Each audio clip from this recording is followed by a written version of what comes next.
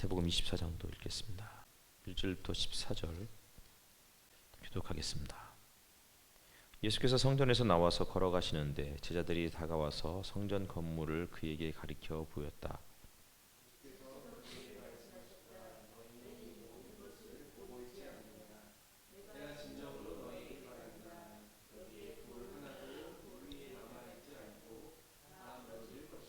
예수께서 올리브 산에 앉아 계실 때 제자들이 따로 그에게 다가와서 말하였다. 이런 일들이 언제 일어나겠습니까? 선생님께서 다시 오시는 때와 세상 끝날에는 어떤 징조가 있겠습니까? 우리에게 말씀해 주십시오.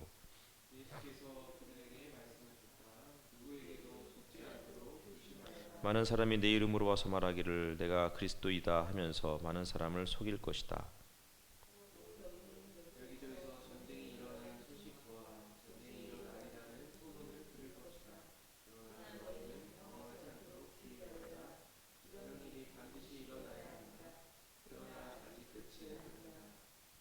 민족이 민족을 거슬러 일어나고 나라가 나라를 거슬러 일어날 것이며 여기저기서 기근과 지진이 있을 것이다.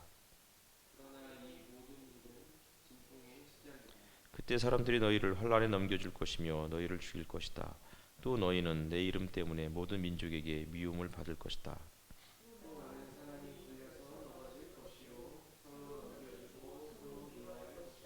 또 거짓 예언자들이 많이 일어나서 많은 사람을 홀릴 것이다. 그러나 끝까지 견디는 사람은 구원을 얻을 것이다.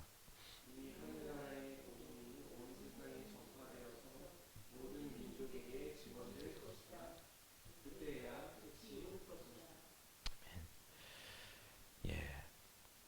예수께서 마태복음을 우리가 쭉 읽다 보면 복음서도 마찬가지죠. 공간복음서 전체를 보면은 예수께서 예루살렘에 도착하신 이후에 아침에 성전에 들어가셨다가 저녁에 성전을 나오셔서 그 예루살렘 근처에 베다니 그곳에서 머무셨다. 이런 말씀들이 여러 번 등장하게 됩니다.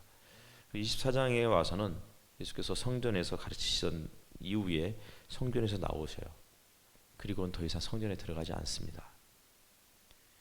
1절에 성전에서 나와서 걸어가시는데 이제 그 성전이 심판의 대상이 될 것이다 라고 말씀하고 계시는 거예요. 예수님 당시만 해도 이 성전을 일명 헤롯 성전이라고 그러는데 헤롯이 이제 그 솔로몬 성전 이후에 그 다음에 스룹바벨 성전이 이제 제2성전이잖아요. 요 시기가 이제 제2성전기라고 그렇게 이야기해요.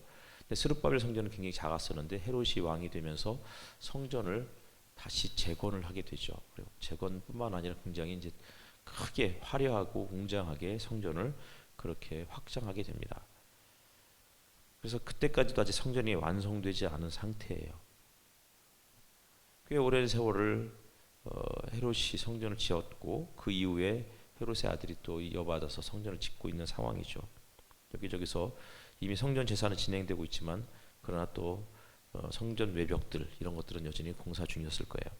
이런 상황에서 예수님이 그 성전이 곧 무너질 것이다 라고 예언하고 계시는 거죠.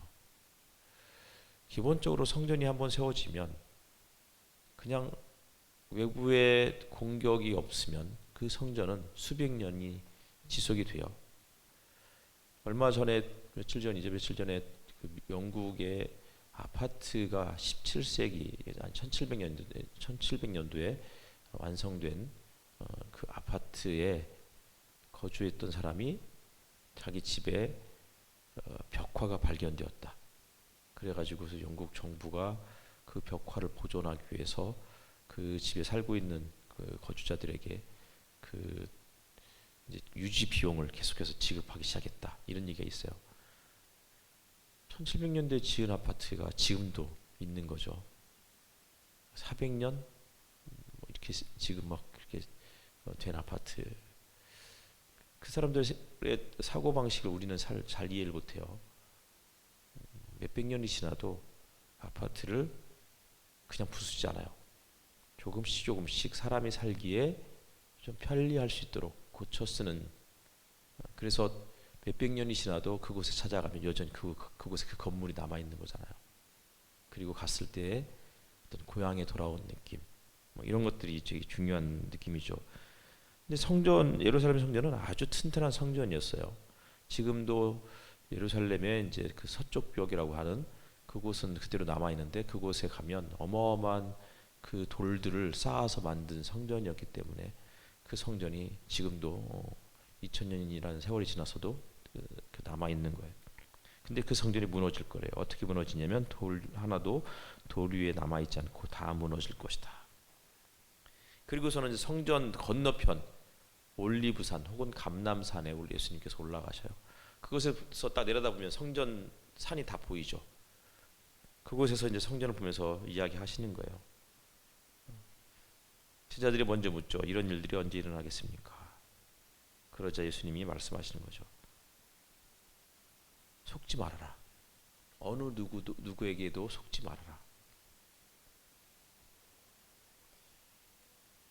우리는 흔히 이제 이 3절에서 예수님께서 선생님께서 다시 오시는 때 세상 끝날 그때에 어떤 징조가 있겠느냐 이렇게 물으니까 우리는 이제 그때가 우주의 종말, 우주의 파국의 때라고 생각을 해요. 그런데 여기서는 그런 이야기를 하고 있는 게 아니에요. 성전이 언제 무너지겠습니까? 다시 말하면 이스라엘 백성들에게 있어서 성전은 역사의 시작이고 역사의 완성인 거예요. 근데 그 성전이 무너졌다는 것은 무슨 뜻이에요? 역사의 종말을 의미하는 거였죠. 그래서 주님이 선생님이 다시 오시는 때, 그가 왕으로 올 때, 그 성전을 재건할 때인 거예요. 그러니까 1절에서 성전에서 나가셨잖아요. 그리고 다시 성전을 돌아오지 않아요. 예수님은. 그리고 그 성전이 무너질 거라고 예언하셨어요. 성전은 스가랴서에서도 그렇고 구약의 여러 성경에서 이야기하죠. 성전은 하나님이 머무는 처소예요. 성전이 재건되고서 스가랴가 했던 얘기가 뭐예요? 만군의 여호와여 돌아오십시오.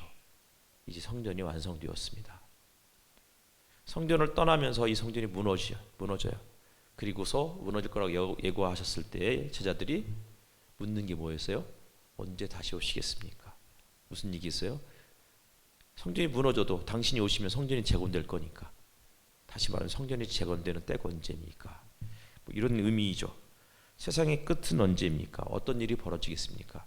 다시 말하면 성전이 무너지는 때. 성전이 무너진 것은 곧 세상의 끝이니까요. 그들에게 있어서는. 그런데 예수님은 그들에게 다른 말씀하시지 않고 속지 말아라 라고 말씀하고 계시는 거예요.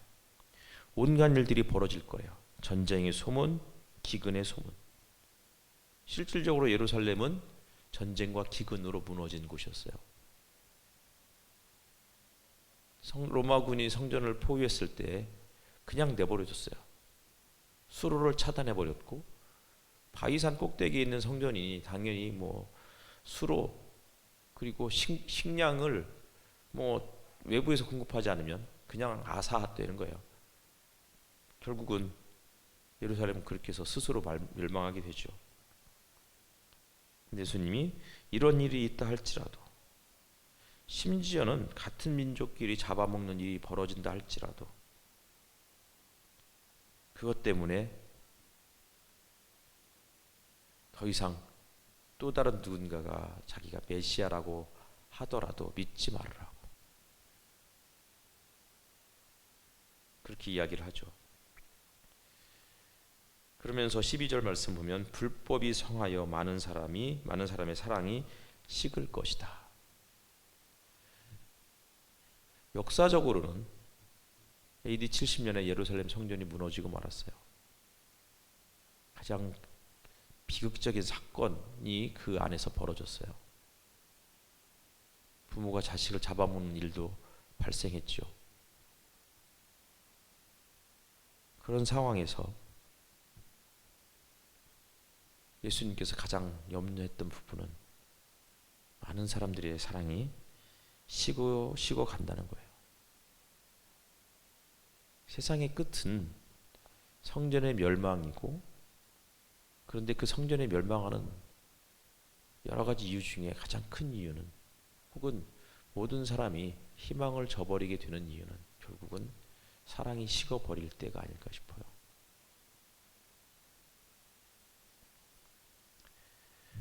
성전의 외양의 마음을 빼앗긴 제자들, 그리고 성전의 기능에 시선을 두시는 예수님. 성전은 모든 사람들이 함께 나와서 기도하는 그런 집이어야 했는데 어느덧 성전이 그런 기능들을 하지 못하자 하나님의 사랑으로 충만해야 하는 곳이 성전이었는데 어느 순간 성전에서 그 사랑이 다 식어가자 성전은 더 이상 성전의 그 생명력을 유지할 수 없게 되는 거죠. 교회도 마찬가지예요. 교회가 가장 중요한 게 뭡니까?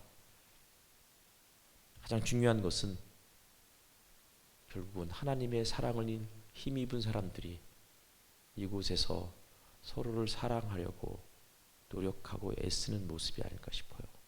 여러 번 말씀드렸어요.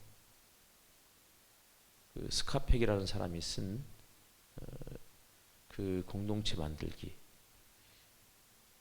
그 책에 보면 수도원 얘기 말씀드렸죠. 수많은 사람들이 수도원에 몰려들었다가 이제 수도원을 찾아온 사람이 하나도 없었을 때 수도원이 결국은 갈수록 폐허로 변하게 되죠. 결국 수도원에 남아있는 이제 그 사제들이 수도원 원장을 중심으로 해서 다시 이 수도원을 옛날처럼 되돌릴 수 있는 방법이 뭘까를 고민하고 그리고서 각자에게 한 가지씩을 그 사명을 맡기게 되죠. 근데 이제 수도원 원장이 어디를 가면 아주 영성이 깊은 영험한 사람이 있으니 그 사람에게 가서 물어보라고 한 사람을 보내게 돼요. 그래서 그를 보냈는데 그가 거기 가서 그게 물었더니 그 영성 깊은 사람이 했던 얘기가 뭐라고요? 당신들 중에 메시아가 있습니다. 이 말을 들은 한 수사가 수도원으로 돌아오면서 자기는 분명 메시아가 아니니 수도원 원장이나 혹은 다른 어떤 신부일 거라고 생각을 하게 돼요. 그래서 돌아와서는 그 사실을 알렸고 그 말을 들은 모든 사람은 각자 나는 메시아가 아니니 저 사람들 중에 한 사람이겠구나. 그러면서 정성으로 그들을 한 사람 한 사람 아끼고 사랑했더니 그곳에서 결국은 한 사람 한 사람이 떠났던 모든 수도원을 떠났던 사람들이 그 지역을 지나가다가 그곳에서 피어나는 그 수도원의 수사들과 신부들의 얼굴에 그 평온하고 그리고 해맑은 웃음 그것을 보고서 수도원을 다시 찾게 되었다고. 공동체는 그렇게 만들어지는 것이 아닐까 싶습니다. 사랑이 식어갈 때 다시 그 성전을 혹은 교회를 혹은 우리가 속한 공동체를 회복할 수 있는 유일한 단 한 가지의 방법은 식은 그 사랑을 다시 회복하는 것인데 그것은 스카펙이 하는 이야기처럼 한 사람 한 사람이 그리스도일 수도 있겠구나 라는 마음으로 섬기는 것이 아닐까 싶습니다. 그것이 13절 말씀처럼 끝까지 견디는 그리고 구원을 얻게 하는 유일한 비결이 아닐까 싶습니다. 우리가 견딜 수 있는 것은요 결국은 믿고 사랑하는 거예요. 그 사랑이 우리를 배신한다 할지라도 그 사랑만큼은 끝까지 포기하지 않는 저와 여러분이 되었으면 좋겠습니다. 함께 이 시간 기도 드리도록 하겠습니다.